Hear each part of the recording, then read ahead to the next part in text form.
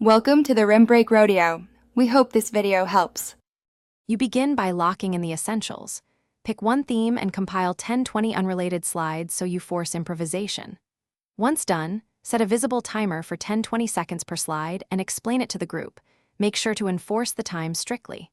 Next, state the core rules: no peeking at slides ahead, one narrator at a time, and light penalties for silence, because rules create creative constraints and keep energy high from the first slide. You now shift into execution. Treat every 3-4 slides as a mini 3-act story: setup, conflict, twist, and build beats that can land quickly. Make sure to scan slides for visual anchors like colors, objects, or faces. Those become your reliable callbacks.